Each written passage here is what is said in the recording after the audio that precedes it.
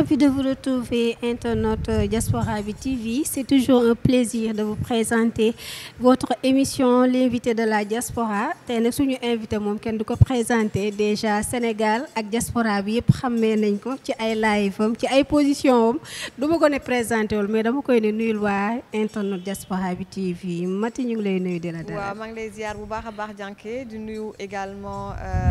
ñi nga xam ne ñoom ñooy suivre donc le site Diaspora bi TV. Donc dafa ñëw pour ñoom ñëw surtout pour la diaspora kon sama mbokk diaspora maa ngi leen di ziar waa Amérique waa Europe yéen ñëpp xam nga yéen a ma gën a xam di leen ziar bu baax a baax maa ngi fii Dakar waaw kay. yaa ngi Dakar ñu wër la ba téye la ci loxo xëcc li nga xam ne mooy exclusivité bi ñu kontaan ci bu baax di la ziaraat bu baax naka sa vacances Sénégal. Vacances yi de moom mun nañ ne sax voilà ñëw jaar pour am lu ñu réglé daal. xam nga pour sax def interview bi il a fallu que ñu toog tuuti. voilà pour mun a def donc interview bi. Ça se passe très très bien juste quelques coups de gueule comme ni ngeen ma xamee. voilà ñu ngi nekk ci nawet. ak inondation yi. dama ñëw c'est presque 7 ans ñëwuma Sénégal. gis na yenn quartiers yi surtout ci banlieue bi. lu ci bëri changé wul inondation da ngay xool nit ñi da nga leen di sax yërëm li ma gën a metti nag mooy quartier yi nga xamante ne moo ma gën a intéressé ndax foofu laay gis population yi bu baax a baax a baax a baax waaye Yewwi Askan Wi je le dis parce que c'est vrai c'est eux l'espoir. Déjà yenn maires yi ils sont pas tellement disponibles da ngay gis ne taw na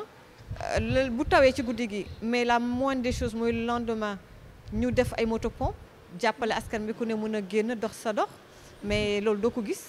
donc suba ba léegi damay nekk di woote pour ñu mën a ñëw juste saraxu pour motopompe pour la population et c'est pas normal. parce que ñooñu jeunes yi dañ leen votel population dañ leen votel ñoom ñooy l'espoir dañu am ci ñoom yaakaar comme waruñu tey di def li nga xam ne moom lañ doon xalabee ñi ñu fi remplacer. foofu daal laa yem. pour l'instant nag maire ba ma woo def ma may boîte vocale maak moom fii ba guddi. directeur cabinet bi moom jot naa ko. maa ngi leen di déglu. ok man defante rek laay def.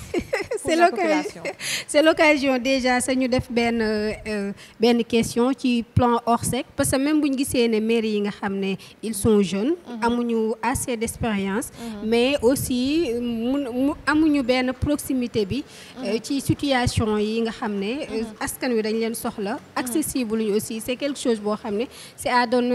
à dénoncer mais aussi bu ñu xoolee ci. plan Orsec avec les milliards annoncés est-ce que tey duñ ci remettre en cause ñoom aussi ci seeni doxalin ndaxte inondation dafa nekk benn genre fardeau boo xam ne dafa sonal Sénégalais surtout les Dakarois. waaw ci loolu sax vraiment xam nga man moom ce que je dis je le pense réellement de manière très sincère. gis naa ne le ministre de l'Intérieur quand même ba déclenché na ba mbir mi commencé rek. déclenché na le plan Orsec. voilà bariwul wax te day jëf donc côté boobu moom macha allah. déglu naa aussi le DG de l'ONAS sa sortie jël na lépp teg ko ci population yi chaque année parce que je me rappelle j'avais déjà fait un live sur ça on m'avait dit la même chose. Population yi c'est vrai il faut sensibiliser la population et ça aussi c'est le rôle de l'État. ñoom ñoo war balaa nawet bi di ñëw ñu jël seen i motukaay wax ak population yi ak aussi déchets yeeg ñoom seen et cetera et cetera. comme banlieue bi fi ma la doon expliquer nii sànq canalisation yi ci am na quartier yoo xam ne ak canalisation yi ndox mi dafa dem mais depuis boobu ba léegi yeneen quartier war nañu am canalisation. n'est-ce pas donc il y a encore beaucoup d'efforts à faire et les responsabilités sont partagées. parce que ñun aussi population tamit nañu waxante dëgg tamit voilà il faut que ñu xoolaat également suñuy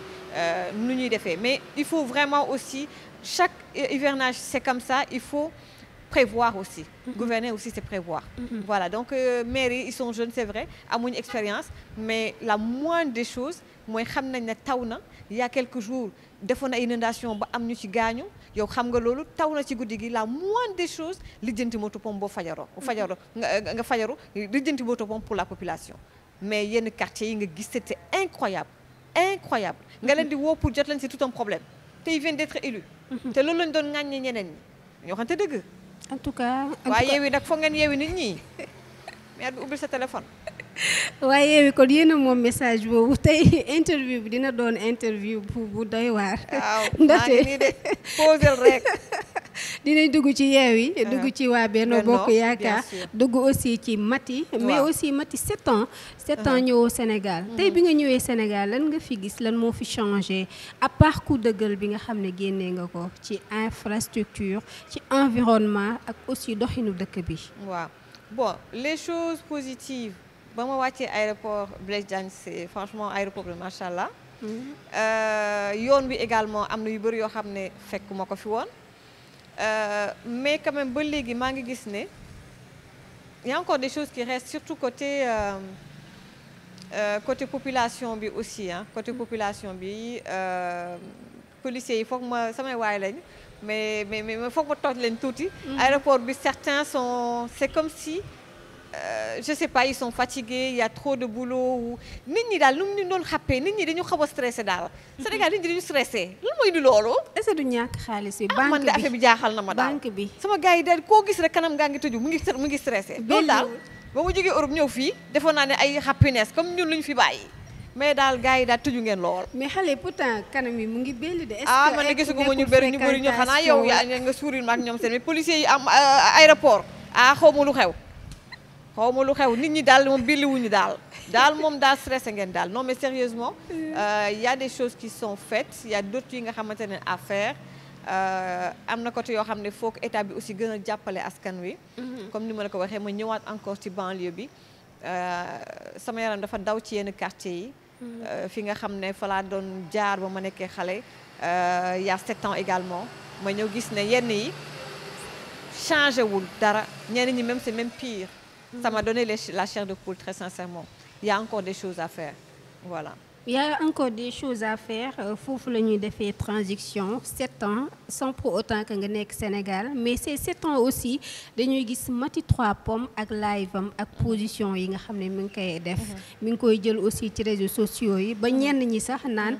Maty bu Macky Sall la. Maty bu Benno Bokk Yaakaar la. da nga bokk ci waa parti Benno Bokk Yaakaar. da nga ci am link wala qu'est-ce qu'il y a da nga leen di kaasal rek ci internet bi. Voilà alors c'est une très bonne question. Man ku ma xam ne je dénonce les choses et je suis comment dire yàlla xam na ne kenn nekkul sama ginnaaw je le dis de manière spontanée ak lu ma gëm lay doon ba ma fi jógee 2014 2015 xol bu tàng ak déception parce que dama jóge Europe pour ñibbisi ma ñëw gis yoo xamante ne nii neexuma am ay émissions yoo xam ne ay xeexante yi bari parce que jamono yooyu du lépp la ñuy wax ou toute vérité n'est pas bonne à dire boo defee émission su ñu la ci eenal on te met les bâtons dans les roues c'était pas possible ma liggéey fii c'était trop dur moo tax ma dem ñu bëri naan lu tax ñëwul waa kër Oussou Bébé yi defe ne dama ragal a duggaat ci dëkk bi déedéet parce que j'étais trop déçue voilà donc xam nga nekk immigré nekk bitim réew lu yàgg nga bëgg a ñibbisi surtout 2 ans avant la ñu élire président Macky Sall donc j'avais beaucoup d'espoir mais tey la ma doon kaas tey moo ñëw mooy entourage président des na am na si ñi nga xamante ne nii nekkuñ fi pour sax président war pour Sénégal seen bopp lañ fi nekkal te ñooñu ñoo ma doon xeex ba ma dem tey jii gis nga même seeni militant tey dañuy ñëw di kaas tey boo gisee élection locale législative APR moo xeex APR Benno moo xeex Benno ñenn ñi liggéeyuñ pour Sénégal wala yërëmuñu président ils sont là pour leur propre ambition c'est intérêt personnel et c'est des personnes tellement arrogantes ñooñu ñoo ma doon xeex ñu ci bari donc ba mu ñibbee bu ngeen fàttali ko j'ai commencé mes lives dama commencé ak ay vidéos ñëw ci affaire santé di am lu ma dénoncé maanaam li ma gisoon ci réew mi mu naqari ma ba ma demee moom laa doon dénoncé commencé def samay live ba may def samay live mu am ñu bëri ñoo xam ne ñoo ma doon suivre ci diaspora bi mosuñu dugg ci politique déglu bu baax li may expliquer ñu bëri jàpp ne Maty opposition la jamono boobu bu ngeen fàttali ko 2017 amoon na problème mu immigration ak waa Libye damay ñëw bay jàppale ay nit ñu war a dañuy emprisonné ay nit ci prison libyenne yi ngay au ministre pour mu jàppale la parce que yaa ngi jàppale ay nit ñu ngi leen tëj ci kaso yi pour ñu mun leen a libérer pour rek mu jàppale la ñu ne la Maty opposition la bokk duñ la jàppale yow yaay rey sa bopp ak les Sénégalais qui sont en Libye ba ñu mun libérer des gens di nga ñëw di xeexal ay immigrés par exemple Brésil seeni passeport dañ lay tànqam lu ñoom autorités yi parce que Maty opposition la parce que boobu je dénonçais les choses ñu bëri defe ne dafa am ñu nekk sama ginnaaw ci opposition bi. kii di Ousmane Sonko mu dugg sama live ñetti yoon première fois mu dugg deuxième fois ba mu duggee sama live c'était en 2017 maa ngi fàttaliku ci Europe bi te li may wax je le dis en toute humilité sans aucune prétention la plupart des gens taxawal nañ ay cellules après le deuxième live que j'ai fait ak Ousmane Sonko tey ñu bëri tey ñu nekk responsable Pastef lu baax li may wax c'était mes followers te lu tax ñoom ñu taxaw déterminé wu mosuñu def politique pour dugg ci politique jàppale Ousmane Sonko bokk na ci sama plateforme boobu ma amoon ñoom ñu ciy dugg tey déglul kii di xam ne moom mooy Ousmane Sonko ñu am ci moom yaakaar am na ñu bëri tey ay responsable lañ encore une fois maa jël sama téléphone woo ñoom El Malick ñu coordonné ak ñoom pour taxawal cellule foofu ci diaspora bi ñu dem ba ci biir ñoom waa nguur gi defe ne man Sonko laa ñu bëri dañ jàpp ne man Sonko laa élection 2019 y a un homme politique bu siiw oo na ma ne ma Maty dañoo bëgg ni ngay defaral Sonko ñu jox la xaalis nga defaral ñu ko ma ne yàlla xam na ne fayuñu ma bokkuma seen parti je suis apolitique parce que boobu li ma dund Sénégal ñëw 2014 ñibbi ma jàpp ne il faut un réel changement pour le pays mais bokkuma ci benn pouvoir bokkuma ci ak ànduma ak benn politicien ñoom ci seen biir waa Pastef ñu dem ba ci biir defe na man dama ànd ak ñoom nag sax faaf su ma invité tey waa Pastef su ma invité tey ay Cissé Lo wala ñoo xamante ne ñu ngi Benno Bokk Yaakaar ñu commencé di ma attaqué ne ma suñu plateforme la ñun mais pas ñii ndax ñii am nañu télévision ma leen je suis là pour tout le monde parce que boobu j'avais aussi samay grands frères yi nga xam ne ñi ngi ci biir média bi xam nañ ma depuis Walfadjri am na si ñi nga xam ne dañ ma ne on respecte ta position mais bu fàtte ne tu es une journaliste xam nga il faut booy jël opposition jëlal permet aussi à l'autre partie ñoom ñu mun a expliquer wu également j'ai réfléchi je me suis dit pourtant ils ont raison xam nga donc y a Maty la citoyenne mais dem naa ba affaire bi am ampleur cette plateforme là ak live yi kon naa ci donc comme j'informe et je sensibilise et je donne des infos c'est bien également may am l'autre partie loolu day indi guerre froide ba nag man ak waa kër Pastef waa kër Ousou Bébé ko Ousmane Sonko foofu la mbir mi tàmbalee ñu bëri nag yëguñu woon. kon Ousmane Sonko dugg na ci sa live 2 à 3 fois. 3 fois 2 fois live direct ak WhatsApp 3e fois bi ci biir oto à Paris def naa ak moom interview te ñoom waa Pastef ñoo ma invité woon seen dîner de gala. J'étais Maty héros journaliste pour le Sénégal pour le peuple. ñoom ñoo lijjanti ba ma def interview ak Ousmane Sonko ci biir oto bi à Paris mu ngi ci biir internet mu ngeen koo gis foofu la guerre froide ba tàmbalee. Ils ont essayé de casser cette plateforme-là ñoom ñu am seeni page Facebook def seeni live même heure que man de casser cette dynamique-là mais xam nga ñun lu ñu fàtte moom mooy ñun on est dans le milieu des médias depuis 97. Il y a des gens ils ont grandi ak Maty Trois Pommes ak Jules Junior ak Didier Bouf et cetera et cetera on a marqué toute une génération. Aujourd'hui il y a des journalistes il y a des animateurs on les a marqués qu'on le veuille ou pas. donc tey Maty buy def live ki ko doon seetaan di ko doon déglu Walfadjri ki ko doon seetaan show to show ci 2STV kooku day ñëwaat man duma liveuse dama geddoon Sénégal gedd média yi indi nag télé si poche mooy Facebook live ñoom télé yi ak yenn patron de presse yi ak même tey yenn responsable Benno Bokk Yaakaar lan la bu APR dañ doon reetaan ni léegi jóge naa ci télévision daanu naa ci Facebook live réseaux sociaux di ko ñàkkal fayda mais foofu la leen Sonko nag foofu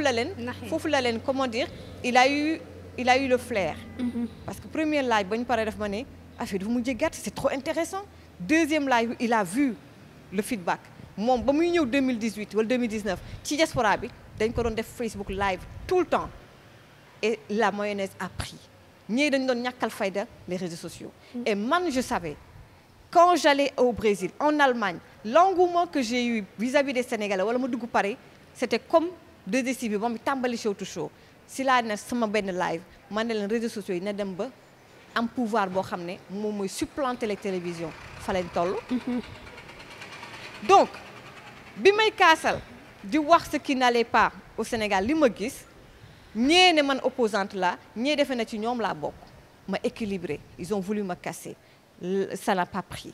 L'affaire Adji Sarr est venue. Absolument, absolument. Voilà. Exactement. L'affaire Adji Sarr, est-ce que du genre riposte pour wan leen carrément que ma moom sama bopp je suis indépendante aussi fu ma neex lay far ak ku ma neex aussi lay jàppale parce que ñoom à chaque fois dañuy jàpp ne Adji Sarr dafa am ay bàjjan am ay tante am ay mag yoo xam ne ñoom ñoo koy waxal di ko tegal tànk wala sa di ko wax naan fii ngay doxee wala fii ngay waxee est-ce que du genre riposte ak aussi ñoom moment bi nga xam ne yaa ngi jël parti au pouvoir di équilibrer li nga xam ne mooy sa liggéey. Alors donc pour l'affaire Adji Sarr sax ba jamono jooju parce que su ma daan jël par exemple ku mel ni Maam Ngor ñoom ci seen côté ay seen i activistes dañu ma daan saaga mais à chaque fois il y a des responsables de la diaspora ñenn ñi di ma woo Pastef di ma defal na ma dinañ gérer lii saaga yi ëpp na bi dinañ ko gérer yow xam nañ apport bi nga am ak li nga def pour ñun de manière sa plateforme on en a profité ñoom ñoo ma doon defal en fait mais quand bay affaire Adji Sarr bi amee yàlla xam na ko parce que ba menace yi takarnaase ba le syndicat il y a eu 3 ou 4 syndicats de journalistes en France yu def communiqué pour soutenir ma ñoom ñu jóge fii di ma sosal ma génnee sama live yëpp jox leen minutage yi ne leen mu ngeen recouper l'information ñoom laa doon jël chaque dimanche ñu doon dugg sama live quand l'histoire a éclaté man j'avais des informations je me suis dit naa bàyyi ba yoon def liggéeyam mais quand j'ai eu tout simplement la première fois Françoise Hélène Gaye bi nga xam ne mooy mouvement buy taxawal buy jàppale Adji Sarr quand il y a un problème c'est les deux parties on peut prendre l'autre partie ñi ànd ak Sonko mais également l'autre partie sama liggéey la quand j'ai pris d'abord en premier lieu donc Françoise avant Françoise j'ai pris Maître El Hadji Diouf en direct ils ont commencé à me menacer ci guddi ga ci la Maïmouna Ndour Faye jël Maître El Hadji Diouf pareil ñu menacé ko de mort ba tey ñu ñëwaat encore ci suuf di ne ma Mati bàyyil mu jàll ba ma jëlee nag ci diggante bi j'ai pris également d'autres responsables de Pastef pour ñu tontu Maître El Hadji Diouf ñoom ñëpp live tout bu début ba fin ñoom kese ñoo wax ñu pare ci loolu ma jël Françoise Hélène Gaye pour équilibrer ñu ne du fi dal foofu nag dañ ma déclarer la guerre dem nañu ba def groupe WhatsApp parce que am na benn moment maa ngi woon côté Paris def benn groupe WhatsApp bu restreint pour m'attaquer physiquement ñu fay nit pour ñu dóor ma man biir Paris ma yëg ko ay nit ñu bokk ci ñoom xam ne lii ñuy def du yoon ñu wax ma ko ne ma defal attention dem nañu ba man fa may liggéeyee mu am ay sénégalais yi nga xam ne xam nañu fii laay liggéeyee xam fa seeni responsable tubaab ñu complot pour man nañ ma dàqalu si fa may liggéeyee ndax lan parce que rek ñu ngi ma doon jéem a intimider parce que jamono yooyu fii ci Sénégal booy fàttaliku jéem nañ fay taal TFM waaw fa la ñu taalee benn auto journaliste jot nañ fay jéem a taal kër Maître El Hadji Diouf à un moment donné jamono yooyu journalistes yi ñu bëri dañoo ragal a wax ci histoire ci mbirum Adji Sarr responsable yu bokk benn wax ñu bëri dañoo ragal di ci wax donc defoon nañ nag ni ñu def ñële buñ ma ko defee intimidément dam je lâche l'affaire du ma waxati ci dossier bi wala ñoom lu ñu bëgg moom laay def jikko faaleen bi nag ñëw nag ma ne ñii nag là ils exagèrent foofu laa jógee ni leen simina sama mbubu journaliste productrice ma nekk citoyenne te damay xeex ak yéen. luy secret Mati du xof du tiit c'est plus fort que moi ku ma xam bu baax xam ne boo ma tooñee ba ñëpp xam ne tooñ nga ma billahi wal kitaabi du ma dellu ginnaaw parce que xam naa ne maa nekk ci dëgg te dañ ma tooñ te ñoom xam nañ ne dañ ma tooñ mu am ñu bokk ci ñoom xam ma bu baax bokk ci membre fondateur Pastef dëkk ci diaspora bi du ma wax quartier bi moo wax ma dégg jamono yooyu oo nañu les responsables de Pastef Bassirou Diomaye Faye El Malick ne leen Mati elle ne mérite pas ça ñooñu Pastef lañ bokk ñu bañ bàyyi mu sedd parce que il fallait ñu intimider Mati mu noppi comme waa Sénégal journalistes yi ñu noppee ma ne kon nag xare bi moom dem ba jeex rek toute ma vie je me suis battue toute ma vie sama parcours dafa metti gisatuma lu ma fii lu tax may xof man lu tax ma war a xof lu ngeen xalaat rek doj naa ko ak gaay yi lu wax fu mu gën a ñaawee teg nañ ko sama der dem ba di bëgg la attaquer physiquement dem ba bëgg la yàqal sa teraanga fa ngay liggéeyee ba ci sama vie privée dama daan pare liggéey di dox di dem mu am ñu lay topp di la photo di la vidéo ñu di ko dugal ci seeni live waaye man reporter laa woon boo may suivre dañuy liggéey ak ay RG ñu ñuy topp et cetera da nga koy xam am na koo xam ne ba mu ko dugalee ci live ba mu photowee jour ba ci boppam mun naa ko wax moom ban jour la ban heure la balaa muy photo laa ko photo moom vidéo ko am ñu ma ko jox topp. autodéfense am na solo yaa ngi Sénégal Adji Sarr gisante ngeen seeti nga ko. waaw c'est une très bonne question Adji Sarr dinañu déggante en fait Adji Sarr même jamono ya ma doon xeex sax pour sama liberté d'expression par rapport waa Pastef aw moon sax ay di waxtaan ak moom wala di ko jege. Très sincèrement, c'était un combat personnel pour la liberté d'expression d'abord. Et puis, à un moment donné, je me dis quand même que wax na dëgg ou waxul dëgg. Mais elle a des droits. Sonko, il est présumé coupable, présumé. Mais moom, c'est une présumée victime. Elle a ses droits. Mais pourquoi il y a que Sonko qui fait des points de presse? Il y a que Sonko qui parle? Kenn amul droit jox la parole à Adji Sarr kenn amul droit wax ci Adji Sarr. mais est-ce qu'elle est accessible Gabriel Kane amul ku ko jàppale. est-ce qu'elle est accessible aussi parce que Adji. bien sûr Adji instant bi bu nekkee résidence surveillée du accessible à ce point que presse bi wala une partie de la presse ñëw pour ñu mën kaa accorder l'interview récemment gis nañu année passée interview bi mu defoon ak waa Leeral après interview bi tollé la woon ak ay interrogations yoo xam ne à n'en plus finir. ce n'est pas une exclusivité de Leeral ah. ça moom ci sama kanam la mën naa leen ko Momo Cissé mi nekkoon jamono Leeral et cetera dañoo utoon des organes de presse ciblés pour ñu ñëw même le Monde Afrique ñëpp ñu ngi fa woon mais y a que Leeral qui a ñoo jël seen courage pour diffuser cette interview. Pour vous la presse dañu xaw a ragal. et c'est pas normal interviewer Adji Sarr pour vous. c'est pas normal parce que jamono boobu combien de presse point de presse a fait Sonko di wax jamono Mortal Kombat et cetera mais on doit équilibrer soo jëlee tey dem ci point de presse Sonko Adji Sarr mu bëgg a def déclaration dafa am droit ñu tànd ko suñu micro pour askan wi. c'est une occasion pour ñu. mais ñoom pourquoi diffuser wuñu interview bi. y a que Leeral qui a diffusé cette interview ba mu diffuser interview bi waa kër Ousmane Sonko ñëpp nag daal di déclarer benn intifada contre Leeral. ITV aussi. loolu indi seen xeex ak Leeral. parce que ils ont diffusé l'interview alors que suñu liggéey la mais on est où donc c'est pas elle c'est les journalistes qui ont peur ils avaient peur de diffuser cette interview là comme nag fii gars yi bëgguñu ko jox kàddu dañoo ragal mais mu dem ci presse étrangère et c'est maintenant que certains journalistes doivent di commencer di riposter et tout cela et autre chose je termine par là pour balaa sa beneen question bi je suis désolée de le dire mais c'est la vérité. Ousmane Sonko, il a ses chroniqueurs, ses amis chroniqueurs, ses amis journalistes. nañu waxante dëgg tey doo ñëw ne damay accepter diw ñëw mu interviewer ko fan la dëkk pour sa sécurité loolu moo taxoon Me El Hadji mu choisir des organes de presse pour ñu ñëw jël déclaration Adji Sarr. c'est une occasion ñun déjà rek ci interview bi ñu lancé ko benn appel que ñun open nañ ñun waa Diaspora bi TV saa yu ñu soxlaa de même que les autres partis pour une interview ñun pare nañ déplacé wu ñëw parce que dañ fi nekkal pour Diaspora bi mais aussi pour ñëpp lañ fi nekkal nekkuñ benn presse boo xam ne dafa partisane wala nii ak nii du genre Sénégal yëpp lañ fi nekkal occasion la pour Maty mu waxaale li nga xam ne mooy Diaspora bi TV. exactement Diaspora bi TV donc ñun ñu ngi démarré au mois d'avril dernier on va dire di nuyu équipe bi yëpp di nuyu rédaction bi ak sa réalisatrice bi ci ginnaaw ak ay lunettes am donc gars yi ak sa technicien bi non en fait Diaspora bi TV faut que gars yi ñu def le distinguo entre Maty ak Diaspora bi TV yàlla xam na ne man parfois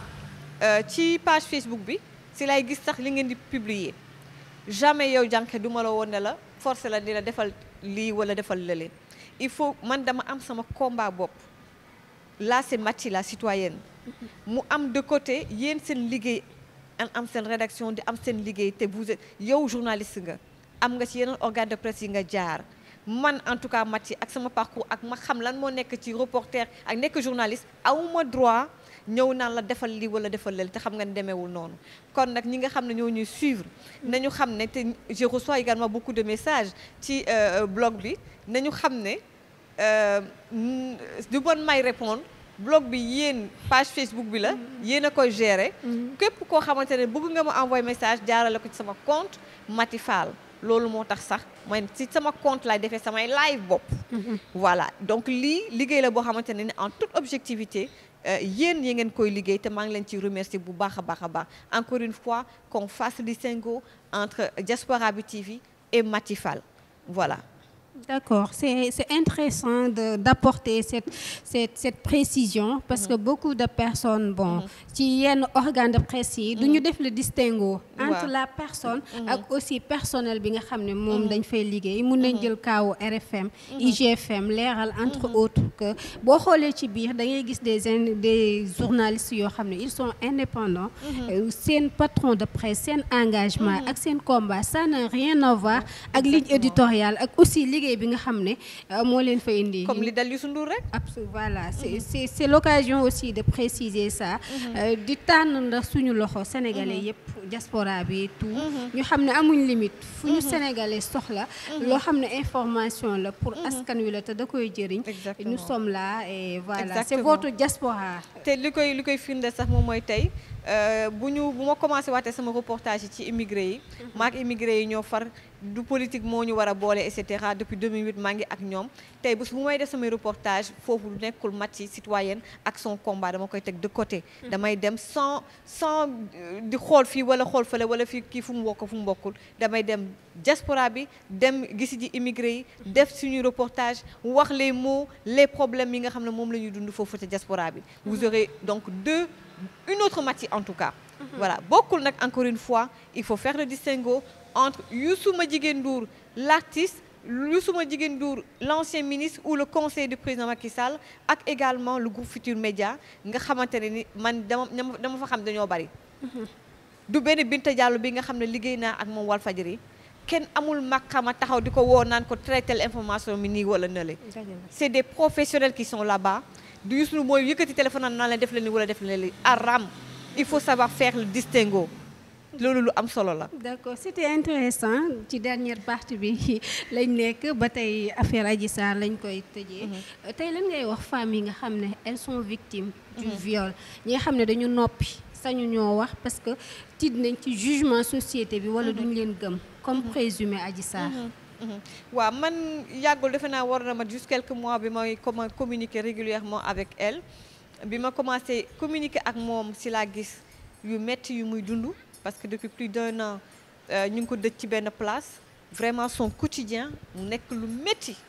lu metti moo tax su may live léeg-léeg ma xaw a aalu ni il faut procès bi am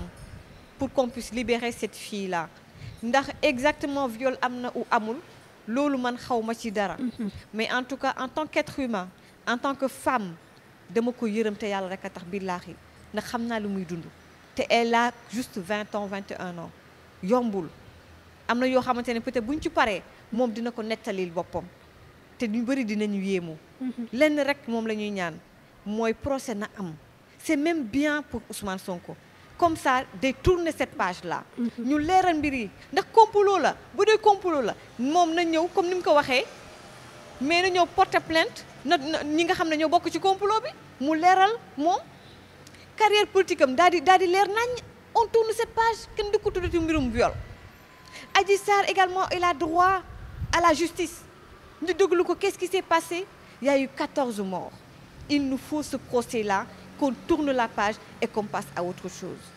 donc vraiment man loolu daal moom mooy li nga xam ne moom mooy message bu may lancer par rapport ak tamit Adji Sarr mais ça veut pas dire que ni je vais dire que oui Adji Sarr on l'a violée et ceci et cela non su may wax ci moom c'est en tant qu'être humain parce que am na yu mu lay nettali ci suuf yoo xamante ne en tant que nit ak jigéen non sa xol dafay sot en tant que jigéen dalay métti loolu am na yoo xam ne j'ai pas le droit de le dire ce sera à elle je pense qu'elle est en train d'écrire un livre en tout cas bu ñu paree ci lii ça dépend ci moom ci communication bi dafay baax mu taxaw ak sénégalais yi mu wax leen li mu dundee dossier bi nii yëpp d'accord est-ce que du loolu moo tax parfois muy craquer ba yenn vidéo wala yenn audio yi di fuiter parce que récemment on a vu benn audio boo xam ne Adamo mi ngi koy wax et c'était pas du tout audio boo xam ne moom ci position am dina ko yombalal liggéeyam. xam nga nit boo xam ne suba ba ngoon jot ñu ngi la dëj ci benn place. doo sax génn ci mbedd mi yow sa téléphone rek nga am di waxtaan ak nit ñi ñu lay wéttali et puis xale la il a que 20 ans. donc aussi am na yenn waxtaan yoo xam ne man personnellement am na yenn waxtaan yoo xam ne man personnellement par exemple bu doon man la duma ko mës a génnee donc aussi il faut que aussi ñi nga xam ne ñoom lay waxtaanal aussi voilà ñu xam ne dañ ko war a aussi jàppale parce que xale la jigéen la am na yenn waxtaan yoo xam ne man duma ko mës a génnee mais teg ko ci benn côté rek moom mooy xale la en fait te elle en a vraiment assez depuis plus d'1 an man bu ma nekkoon place am est-ce que ça du ma péter les plombs. ça a été un plaisir Maty 3 Pommes kontaan nañ ci waxtaan bi. ñu wax la nga tàggatoo ak internet yi. waaw maa ngi leen di remercier surtout yéen franchement ndaxte dama koy waxaat yenn information yu bari à part je pense benn yoon moom mooy il y a quelques mois quand il y a eu un décès un jeune bu décédé ci ay manifestations avant les élections législatives foofu laa leen doon woo di coordonner ak yéen pour xool na exactement si 1 mois ou 2 mois parce que c'était sensible mais à part ça da ngeen di def seen liggéey normalement yu bëri yoo xam ne du ma ko sax gis bu travailler en toute on va dire indépendance ça faut le dire donc ngir yàlla gars yi faites la différence entre Diaspora bi TV ak Maty Fall donc ñii seen journaliste lañu seen plateforme la également on vous réserve je devrais dire des surprises voilà mbir mi daal seen mbir la voilà donc man daal gars yi mbir mi teg nañ ko seen loxo am na programme yu bëri yu ñu war a taxawal incha allah rabbi foofu la ñuy yem. D'accord, ça a été un plaisir et bonnes vacances. Merci beaucoup.